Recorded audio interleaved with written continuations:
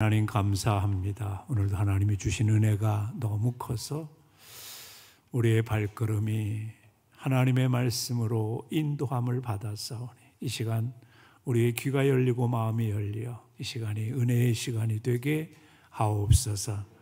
사랑 많으신 우리 구주 예수 그리스도의 이름으로 기도드리옵나이다. 아멘. 우리가 우리 주변의 사람들을 보면 어떤 사람은 참, 저 사람 부럽다, 닮고 싶다. 그런 감동적인 사람이 있는가 하면 우리의 삶을 불편하게 하거나 별로 아무런 감흥을 느끼지 못하는 그런 사람들이 있을 수 있습니다. 성자가 된 청소부라는 그런 자그마한 책이 있습니다. 책은 환경미화원인 김영백 집사님에 대한 이야기를 쓴 것입니다. 그분은 가난한 분이었어요. 그래서 환경미화원으로 배우지도 못했고 보내는 사람이었는데 그 많은 사람에게 감동을 준 건 이유가 있습니다. 그는 16평짜리 어떻게 보면 시유지에 집을 짓고 살고 있는 사람이에요. 장남은 공장에서 기계를 수리하다가 손가락 2개가 절단되는 사고를 당하기도 했고, 둘째 아들은 총망받는 실업 축구 선수였는데 그만 부상을 당해서 수술을 받고 계속 투병하고 있는 중이었습니다. 보통 사람 같으면 하나님을 원망하고 불평했을 텐데 그는 지금도 어김없이 환경미화원으로 일하면서 쉬는 날이면 2번 리어카를 끌고 동네를 돌아다니면서 파지를 수집하고 재활용품을 수집합니다. 살림에 보태 쓰기 위해 그런 게 아니에요. 한 달에 한 명의 눈을 밝혀주기 위해 실로암 병원에 그가 후원을 하기 위한 일이라고 합니다. 지금까지 49명의 눈을 밝혀줬고 지금도 그는 열심히 파지를 줍고 있다고 합니다.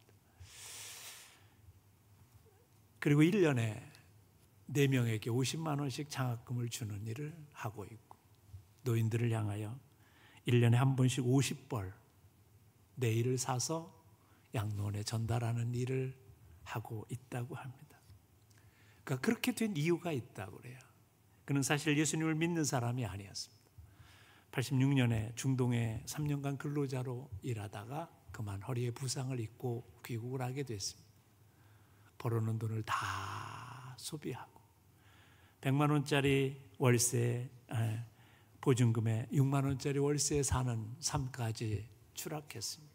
근데 그의 아내가 교회를 다니기 시작했어요. 그리고 작정으로 40일 기도를 하며 자기 남편이 회복되기를 위해 기도했습니다. 새벽마다 나가는 아내를 보고 투정을 부렸다고 그래요. 그만해라고 이제. 그랬는데 이 아내는 멈추지 아니하고 40일을 기도하다가 마지막 날이 주일날이 됐다 그래요. 근데 그날 너무 몸이 힘들어서, 왜냐하면 식당에 나가서 종업원으로 일하는 그의 몸이 이제 거의 망가질 정도가 돼서 힘들어서 못 일어나서 자기 남편에게 나를 좀 오늘 부축해서 교회 좀 데리고 가달라고 부탁을 했대요. 딱하게 보였던 이 남편이 자기도 몸을 쓸 수 없는데 그래서 목발을 짚고 그 아내를 부축해서 교회에 나갔는데 그날 그에게 하나님이 그를 만나 주셨습니다. 그리고 그의 인생이 바뀌었습니다. 내가 이렇게 살면 안 되겠다. 그리고 그때부터 그가 하나님의 사명을 받은 거예요. 그리고 그렇게 49명의 사람의 눈을 밝혀주고 1년에 4명의 아이들에게 장학금을 주고 1년에 50벌을 사서 양로원에 가난한 사람들, 어르신들을 섬기는 일을 계속해서 하고 있다고 합니다. 여러분, 평범한 사람도 감동적이 되는 이유는 그 사람이 사명으로 살아갈 때입니다. 사실 인생에 사명이 없는 인생은요, 돈을 아무리 많이 벌고 사회적으로 굉장한 훌륭한 높은 위치에 올라갔다 해도 별로 감동이 없어요. 그냥 잘 먹고 잘 살다가 갔다. 거기에 무슨 감동이 있겠어요? 그런데 그 사람이 하나님으로부터 사명을 받고 정말 어렵고 힘들고 고통스럽지만 이 사회를 위해서, 이 세상을 위해서 빛의 역할을 감당하며 살면 감동이 생깁니다. 그리고 다른 사람들이 그의 얘기를 들으면 야, 대단하다, 그런 얘기를 듣게 되는 거죠. 그런데 여러분, 사실 사명이 없는 사람은 없습니다. 특별히 그리스도인들은 더구나 그렇습니다. 단지 한 가지요, 그 사명을 아느냐 모르느냐 하는 게 차이인 거죠. 하나님이 우리를 하나님의 자녀로 부르실 때 부르심의 이유가 있습니다. 그걸 우리는 콜링이라고 보통 말하는데 그건 부르심이에요. 하나님께서 우리를 부르셨어요. 근데 왜 부르셨냐? 뭔가를 일하라고, 뭔가를 맡기신 거예요. 그게 미션입니다. 임무예요. 그걸 우리는 사명이라고 부릅니다. 그래서 우리가 이 세상에서 살아가면서 내게 주신 하나님의 사명을 알면 그 사명으로 살아갈 수 있는 힘이 생기고 목표가 생기고 꿈이 생기게 되는 거죠. 그리고 그 사명에서 우리에게 말할 수 없는 놀라운 능력들이 우리 안에 생기게 되는 거죠. 사명이 없으면 인생의 의미가 없어집니다. 그래서 그냥 1년을 살고 나서 아유, 1년 또 갔네, 그러고 지나갑니다. 근데 사명이 있으면 열매가 있습니다. 그리고 이 사명은 살아가야 될 이유를 만들어 주니까 살아가야 될 힘을 우리에게 공급해 줍니다. 살아가야 될 방향이 설정되고요. 그래서 삶이 좀 힘들어지고 어려워지더라도 그것에 낙심하지 않습니다. 왜냐하면 그걸 뚫고 나갈 수 있는 힘을 하나님께서 우리에게 주시기 때문에 그렇습니다. 대부분의 사람들은 뭐예요? 힘들고 어려우면 불평하고 원망하고 거기서 자기의 삶을 멈추고 포기하며 삽니다. 그렇지만 사명이 있는 사람은 다릅니다. 우리의 인생은 분명히 끝이 있습니다. 우리의 직장생활, 우리의 사업, 우리의 결혼, 그리고 우리의 가족의 모든 관계들 다 끝이 있습니다. 그런데 그 끝이 아름답고 행복하려면 사명을 끝까지 붙들고 살아가야 된다는. 그래서 중요한 게 있습니다. 확실하게 사명을 붙들고 사는 자인가를 점검하는 겁니다. 세상에 많은 사람들은 자기의 이익을 붙들고 평생을 사는 사람이 있습니다. 그래서 그런 사람은 자기 이익에 따라 회사를 세우기도 하고 회사를 옮기기도 하고 그리고 여러 가지 자리를 찾아다닙니다. 또한 편리를 쫓는 사람들이 있습니다. 그래서 그 사람은 뭐예요? 힘들고 어려우면 직장도 때려치고 세상을 자기 편한 대로 살아갑니다. 쾌락을 붙들고 사는 사람이 있습니다. 그 사람은 언젠가 그 쾌락을 쫓아서 자기의 삶을 이동합니다. 그런데 하나님께서는 우리에게 세상의 빛이 되라는 사명을 맡기셨어요. 너희는 세상의 복이다. 모든 사람의 복이 되어야 된다. 그래서 신앙인은 이 놀라운 사명을 맡은 사람이라. 오늘 느헤미야, 본문의 주인공인 느헤미야를 보세요. 그는 당시 세계에서 패권 국가인 페르시아의 술 맡은 관원 왕의 비서실장입니다. 사실 그는 입지전적인 인물입니다. 유대의 백성으로 노예로 끌려갔다가 그 노예로 끌려간 집안에서 승승장구해서 왕의 비서실장이 된 그런 사람입니다. 어떻게 보면 그는 그의 가족의 자랑이요 행복이었을 거예요. 그런데 그에게 어느 날 변화가 일어났습니다. 그의 형제인 하나니아가 자기 조국인 이스라엘에 다녀오고 나서 그에게 이스라엘의 오늘의 형편을 얘기할 때 갑자기 그의 가슴이 찔림을 받았습니다. 느헤미야서 1장 4절에 보면 이런 말씀이 나옵니다. 내가 이 말을 듣고 앉아서 울고 수일 동안 슬퍼하며 하늘의 하나님 앞에 금식하며 기도했다. 갑자기 그 말이 그의 마음을, 내 조국이 이렇게 됐다고? 우리 민족이 이렇다고? 그게 가슴을 찔렀어요. 그래서 수일 동안 슬퍼하며 울기 시작했어요. 그때 그에게 뭐가 생겼어요? 사명이 생긴 거예요. 하나님이 그에게 사명을 주신 거. 그래서 느헤미야는 이런 고백을 합니다. 오늘 본문 앞 뒷절에 2장 12절에 보면 하나님께서 예루살렘을 위해 내 마음속에 두신 일이라고 표현합니다. 하나님께서 내 마음에 두셨어요. 여러분, 사명에는 평생 사명이 있습니다. 그건 우리가 복이 되게 하겠다. 너희는 가서 제자 삼아 영혼의 구원의 사명, 평생 사명으로 주셨어요. 그런데 오늘 이 시점에서 여러분에게 주신 사명이 뭘까요? 생각하면 자꾸 떠오르는 거예요. 기도하면 자꾸 생각나는 거예요. 설교를 들을 때 자꾸 그 마음속에 떠오르는 게 있어요. 반복해서 하나님이 마음에 두신 거예요. 하나님의 얘기를 듣고 자꾸 내가 지금 이 편안한 자리에 있지 말고 내가 예루살렘 성을 쌓으러 가는 일을 해야 되겠다. 140여 년 동안 우리가 성을 못 쌓고 황폐한 대로 있다는 소리를 들었는데 그게 내가 아닐까? 자기를 부르시는 음성을 들었다는 거예요. 그래서 오늘 본문 5절에 이렇게 말하는 거예요. 우리 5절 다시 한번 읽어보겠습니다. 왕에게 아뢰되, 시작.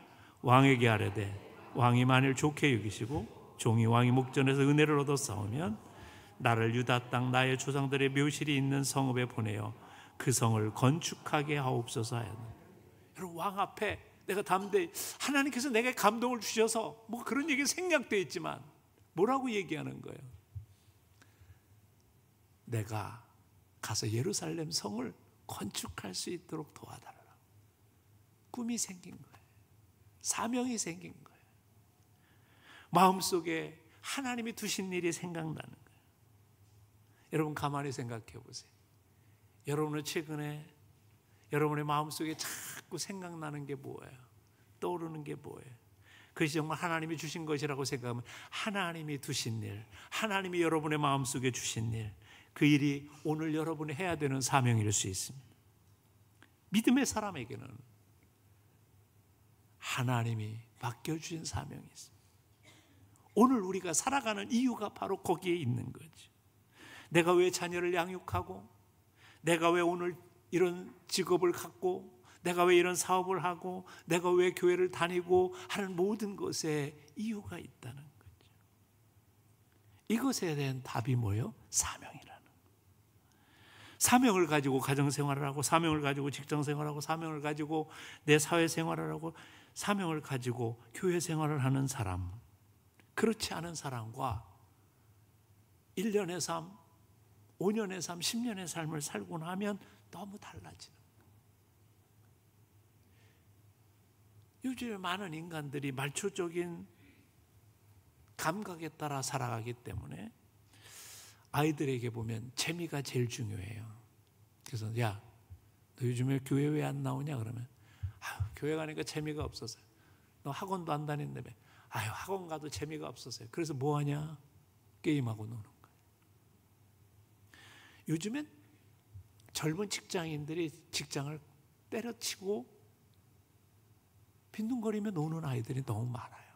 이유가 뭐냐? 재미가 없대. 회사 생활이 뭘 재밌겠어? 그냥 안 한대. 그러다 보니까 그 인생은 뭐예요? 방향이 없어요. 그냥 편리와 자기의 이익과 자기의 쾌락을 쫓아서 살아는. 반면에 하나님을 믿는 사람은 하나님께서 오늘 존재의 이유를 우리에게 들려주세요. 내가 살아가는 이유가 뭔가. 때로는 그게 부담이 될 수 있어요. 여러분, 안정되게 살고 있는 느헤미야에게 어느 날 막 감동을 주는데 하나님의 얘기를 듣고 나서 그걸 동안 눈물이 나고요, 금식하게 되고요, 막 그래 생각이 나, 계속 생각이 나. 그게 뭐예요? 야, 너 정도 되면 성을 지을 수 있지 않겠니? 네가 가서 조국을 위해서. 그거였어. 그래서 우리가 중요한 게 있어요. 우리 안에 부담이 된다고 해서 그걸 피하면 안 돼. 영국의 유명한 윌버포스라는 정치가인이 있었어요. 20대 초반에 그는 하나님으로부터 사명을 받았어요. 노예제도를 폐지해야 된다. 우리가 더 이상 사람을 노예로 파는 일을 하면 영국이 안 된다. 그 사명을 그는 받았어요. 그리고 나서 그가 20대 초반에 정계에 진출했어요. 그런데 너무 힘든 거야. 당시에는 영국이 세계를 지배하는, 해가 지지 않는 나라라고 그래서 아프리카에서 노예를 잡아다가 미국에다 팔고 유럽에다 파는 그런 일을 했어요. 그거로 수입을 잡았어요. 그러니 영국 국회가 뭘 그 일을 그만두겠어요. 근데 하나님의 법을 따르자고 외치니까 다들 그를 비아냥거리고 철몰라서 저런다고 그러고 네가 뭘 인생을 아냐고 그러고 비난하고. 그래서 너무 낙심이 돼서 때려치고 수도원에 들어가서 수도사가 되려고 그랬어요. 그래서 존 누턴 목사님을 찾아갑니다. 존 누턴 목사님은 나 같은 죄인 살리신 주 은혜 놀라와. 그 노예 상인이었다가 회개하고 돌아온 분이었어요. 그분이 윌버포스에게 이렇게 얘기합니다. 당신이 가진 꿈은 하나님이 주신 것이다. 그리고 당신의 직업은 정치인이다. 그 정치인으로 하나님의 뜻을 이루어야 된다. 그 얘기를 듣고 다시 정계에 들어가 56년 동안 150번 논쟁을 거쳐서 영국에서 노예 제도를 폐지하는 위대한 일을 감당하게 됩니다. 2번에 걸친 암살의 위협과 수없는 중상모략과 비방을 시달리면서도 그는 결국 노예 제도를 폐지하는 일을 이루어내게 된, 영국이 세계의 신사의 나라로 바뀌는 계기를 만들게 된 거죠. 그래요, 여러분. 그래서 중요한 거예요.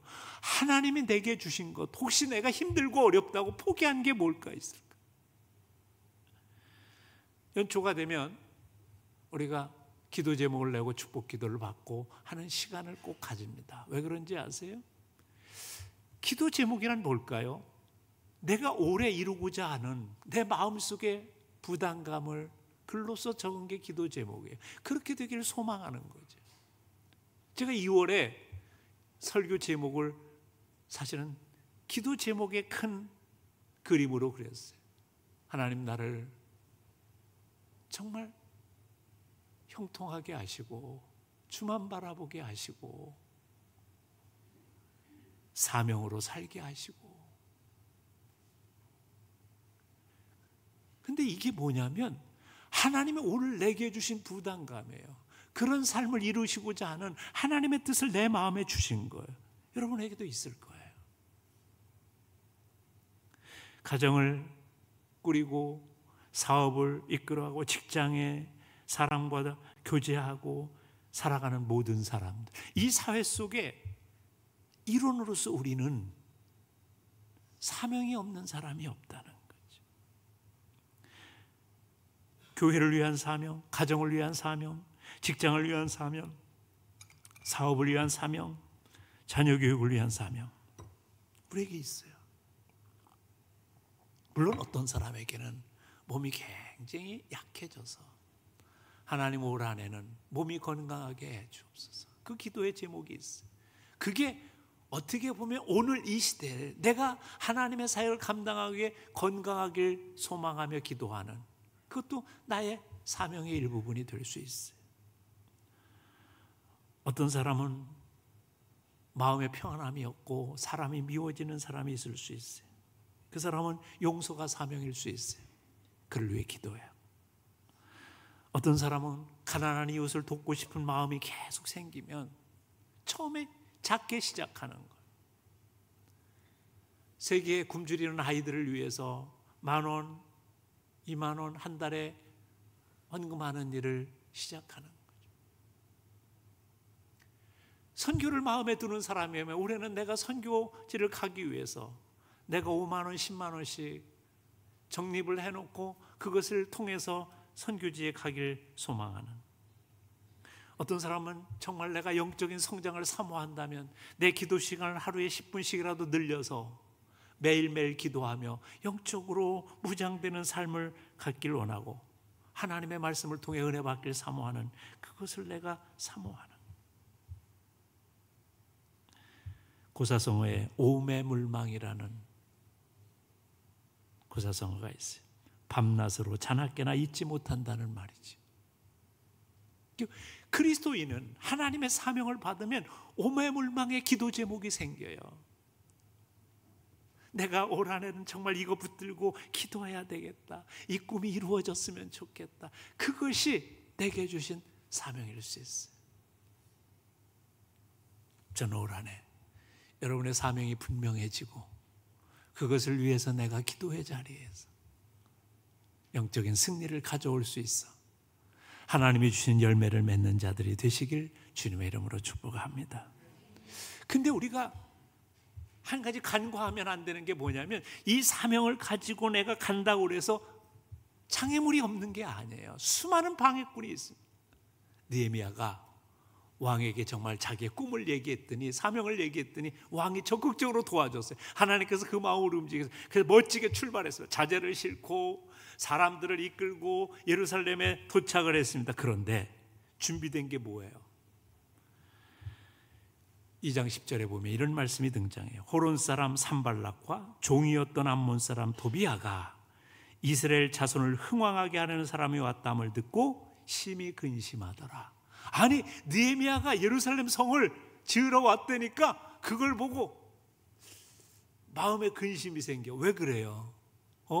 이거 우리 땅인데 이제 우리에게 와가지고 뭐 예루살렘 성을 자기들이 유익을 해칠까 봐 세상의 사람들이 비난하기 시작합니다. 그래서 19절에 보면 이런 얘기가 나와요.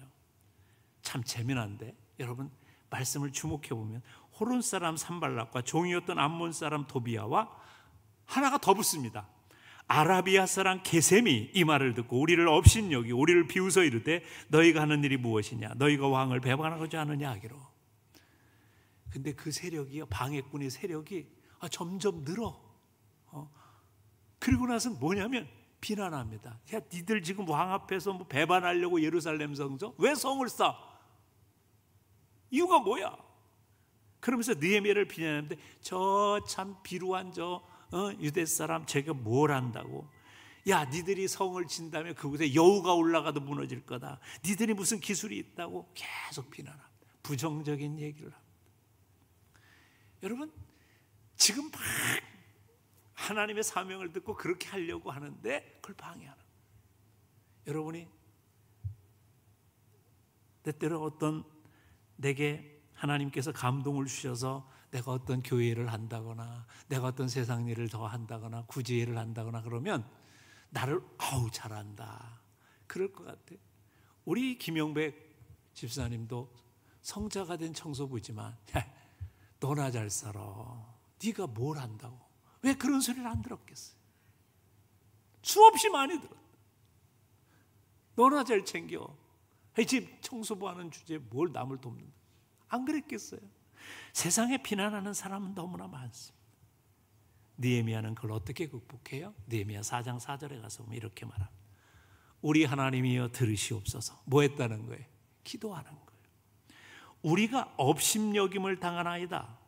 원하건대 그들이 욕하는 것을 자기들의 머리에 돌리사 노략거리가 되어 이방에 사로잡히게 하시고. 이 기도치고는 좀 수준은 있는 것 같지 않아. 왜냐하면 쉽게 얘기하면 이런 얘기예요. 하나님 저들이 지금 우리를 우습게 알고요 우리를 비난하고요 우리를 욕합니다. 하나님 그런데 저들이요 이제 세상의 많은 사람에게 노략거리가 돼서 망하게 하시고 이방에 사로잡혀서 죽게 하옵소서. 뭐 이런 기도예요. 우리가 생각할 때 뭐 기도를 저렇게 하냐 그럴지 모르지만 느헤미야는 솔직했어요. 자기의 마음의 상함을 하나님 앞에 솔직하게 털어놓고 하나님 저 사람이 나보고 그럽니다. 내가 보고 수준이 없대요. 나보고 모자라대요. 중요한 건 뭐예요? 문제를 가지고 하나님께 나간다. 많은 사람들이 장애를 받고요. 내가 어떤 좋은 일을 하거나 비전을 가지고 날아가려면 부정적인 수많은 얘기를 듣고 어떻게 생각하냐면 첫 번째 포기합니다. 내가 뭐하러 이거 해? 내가 말 듣고. 첫 번째 사람들이 다야 그래요. 귀찮아. 내가 안 하면 되지 뭐. 내가 안 하면 되지. 그래요. 두 번째는 어떻게 하냐면 이제 원망합니다. 하나님 나 좋은 일을 해보려고 그랬는데요. 인간들이 말을 안 들어요. 그걸 하나님 원망합니다. 근데 느헤미야는 그렇지 않았어요. 속상함까지 하나님 앞에 다 고백하고 하나님을 부르짖어 기도하면서 하나님 저 인간들 내버려 두지 마시고 그러면서 그의 하나님 앞에 간구하고 기도하는 거예요. 저는 이게 중요하다고 생각해요. 그런데 여러분 보세요. 이게 기도한다고 해서 금방 끝나질 않아요. 방해가 없는 게 아니에요. 계속될 수 있어요. 우리가 여기서 또 좌절합니다. 하나님, 내가 기도했는데도 왜 저 왼수는요 나를 속삭이는 걸 또. 4장 7절과 8절에 가서 무슨 말씀이냐면 이런 말씀. 잘 보세요. 산발락과 도비아와 아라비아 사람들과 더 늘었어. 누구요? 암몬 사람들과 아스돗 사람들. 아유, 이게 배가 늘었네, 방해하는 인간들이. 그리고서 뭐라고 그래요? 예루살렘 성이 중수되어 그 허물어진 틈을 메꾸어져 간다 함을 듣고 심히 분노해. 뭘 분노해? 그리고 다 함께 깨하기를 예루살렘으로 가서 치고 그것을 요란하게 하자, 못하게 하자 이거예요. 여러분, 사탄은 우리가 잘 되는 것을 못 봐. 그래서 어떻게 하든지 우리가 하나님의 사명으로, 하나님의 빛으로 사용된 걸 방해하려고 합니다. 느헤미야가 그것을 어떻게 극복해요? 4장 9절에 가서 보면 이렇게 얘기합니다. 우리가 우리 하나님께 기도하며 기도했어요. 그런데 그것만이 아니에요. 그들로 말미암아 파수꾼을 두어 주야로 방비했다. 기도만으로 끝나는 게 아니에요. 준비합니다. 대책을 세우고 하나님 앞에 간구합니다. 그러면서 뭐라고 얘기하냐면 14절에 기가 막힌 말을 합니다. 내가 돌아본 후에 일어나서 귀족들과 민장들과 남은 백성들에게 말하기를 너희는 그들을 두려워하지 말고 지극히 크시고 두려우신 주를 기억하라 그래요. 주님을 기억하라는 거예요. 격려하며 독려하며 백성들과 함께하는 거예요. 아무리 방해꾼이 많아도 거기에 넘어지는 게 아니라 하나님을 보자. 우리 하나님 보고 살자. 하나님이 세워주실 것이다. 백성들을 격려하고 독려하고 함께하기를 추구하며. 사랑하는 성도 여러분, 우리가 어떤 일을 하든지 우리 안에 방해꾼이 있다는 사실을 잊지 말아야 돼요. 거기에서 우리가 포기하면 우리의 사명은 끝나는 거예요. 거기서 우리가 넘어지면 하나님의 역사도 끝나는 거예요. 그래서 사도 바울은 뭐라고 그랬어요? 나의 달려갈 길과 주 예수께 받은 사명 곧 하나님의 은혜의 복음 증거하는 일을 마치려 하면은 나의 생명을 조금도 귀한 것으로 여기지 아니하노라. 나 정말 죽기 살기로 사명 감당했다, 그 얘기예요. 사명은 그런 거예요. 그러면 하나님이 힘을 주시고 하나님이 함께 해주세요. 여러분, 그래서 하나님이 주신 사명은 하나님께서 반드시 이루어 주신다는 사실을 믿고 나가는 거예요. 그게 그리스도인의 삶이에요. 6장 느헤미야서 15절에 가서 보면 무슨 일이 있냐면 성벽 역사가 52일 만인 엘르롤 25일에 끝나매. 여러분, 142년 동안 해결하지 못했던 그 문제를 느헤미야는 사명 붙들고 끝까지 싸웠더니 52일 만에. 이게 놀라운 일. 아니, 52일이면 해결할 걸 142년 동안 해결하지 못하고 있었던 거예요. 수많은 장애물이 있었어요. 수많은 포기의 위기가 있었어요. 그런데 붙들구나. 그래서 대적들이 이 놀라운 사건을 통해서 뭘 알았냐면 우리의 모든 대적과 주위에 있는 이방 족속들이 이를 듣고 다 두려워해 크게 낙담하였으니 그들이 우리 하나님께 이 역사를 이루신 것을 알미니라. 하나님이 역사하신 것을 누가 봤어요? 방해꾼들이 봤다는 거예요. 그들의 간담이 녹았다. 이게 뭐예요? 원수의 목전에서 내게 상을 베푸시는 하나님의 은혜를 누가 경험해요? 사명을 붙들고 끝까지 싸운 사람. 그래서 느헤미야는 52일 만에 성을 건축하고 나서 무슨 고백을 하냐면 이렇게 얘기해요. 그의 고백이 느헤미야서 2장 8절에 보면 내 하나님의 선한 손이 나를 도우심으로. 하나님이 선한 손길이 언제나 도우셨다는 거예요. 그리고 20절에 가서 보면 또 이렇게 합니다. 내가 그들에게 대답하여 이르되 하늘의 하나님이 우리를 형통케 하시리니. 하나님이 형통케 하시는 역사를 그는 뭐예요? 고백하는. 여러분, 사명을 가진 사람은 하나님의 도우심을 체험하게 되는 줄 믿습니다. 우리는 또 1년을 살아갈 거예요. 그리고 오늘의 삶에 직면하게 될 것입니다. 아무도 나를 도와주지 않는다고 낙심하지 마십시오. 독생자 예수 그리스도까지 우리를 사랑하신 하나님께서 우리를 도우시고 인도해 주실 것입니다. 그 하나님을 보십시오. 그리고 내게 맡겨주신 사명은 누가요? 하나님이 책임져 주신다. 이 믿음이 있다면 여러분 오늘 승리하게 될 것입니다. 신명기 31장 8절의 말씀을 읽고 마치려고 합니다. 여호와 그가 내 앞에서 가시며, 다 같이 한번 읽어볼게요. 시작. 여호와 그가 내 앞에서 가시며 너와 함께 하사 너를 떠나지 아니하시며 버리지 아니하시리니 너는 두려워하지 말라, 놀라지 말라. 이 말씀이 여러분의 승리의 말씀이 되시길 주님의 이름으로 축복합니다. 기도드립시다. 하나님 감사합니다.